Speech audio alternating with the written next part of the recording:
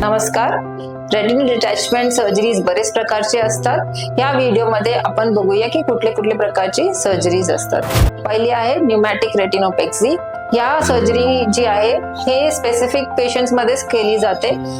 ज्या पेशंट्स मध्ये जी ब्रेक आहे ते सुपिरियर 3 क्लॉकर्स म्हणजे 10 ते 1 किंवा मग 11 ते 2 ह्या क्लॉकर्स मध्ये जर ब्रेक असेल, सिंगल किंवा मल्टिपल, ही सर्जरी आपण करू शकतो. यामध्ये ब्रेक्स आयडेंटिफाय केले जातात आणि त्यांना सील करण्यासाठी बर्फाचा शेक म्हणजे क्रायोपॅक्सी दिली जाते आणि त्यानंतर एक विशेष प्रकारची गॅस डोळ्याच्या आत सोडली जाते. सेकंड प्रकार आहे स्क्लेरल बकलिंग. स्क्लेरल बकलिंग मध्ये बकल म्हणजे एक बँड असतो सिलिकॉनचा. ते आपलं जसं हेअर बँड असतो तसंच डोळ्यांचे अवतीभवती एक बँड टाकला जातो आणि बँड टाकल्याच्या नंतर जी ब्रेक आहे त्याला आयडेंटिफाय करून त्याला बाहेरून आपण थंड बर्फाचा शेक म्हणजे क्रायोपॅक्सी करतो.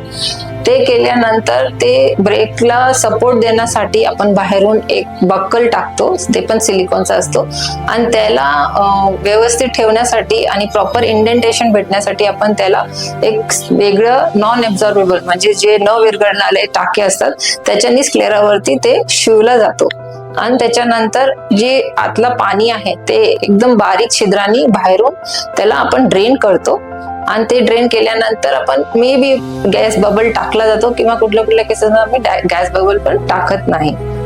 ही झाली स्क्लेरल बकलिंग. आणि तिसरी जी सर्जरी जे मोस्ट कॉमनली परफॉर्म सर्जरी आता आहे ते आहे विट्रेक्टॉमी. ह्याचं पूर्ण नाव आहे पार्स प्लॅना विट्रेक्टॉमी. ह्याच्यामध्ये 3 छोटे छोटे छिद्र पार्स प्लॅना रिजन जे आहे डोळ्यांचं तिथून बनवले जातात आणि तिथून आत गेल्यानंतर आपण जे जेली असते विट्रियस जेली त्याला आपण रिमूव्ह करतो, ब्रेक्सला आयडेंटिफाय करतो, त्याला आपण मार्क करतो आणि मग ते जे फ्लुइड आहे जे पाणी आहे पडद्याच्या खाली त्याला आपण विशेष प्रकारचे पाईपनी ड्रेन केलं जातं. ते ड्रेन केल्यानंतर जेव्हा पडदा मागे जातो सेटल होतो त्याला जे ब्रेक आहे त्याला आपण लेझरनी सील करतो आणि सील केल्यानंतर केस टू केस प्रमाणे आपण इधर गॅस टाकू शकतो किंवा सिलिकॉन ऑइल असं टाकून डोळ्यात सील केला जातो. आणि जे आपण छिद्र बनवले त्याला पण आपण ते जे छिद्र असतात ते खूप बारीक असतात, सेल्फ सीलिंग असतात. तर ते असं प्रकारे आपण ही सर्जरी करतो.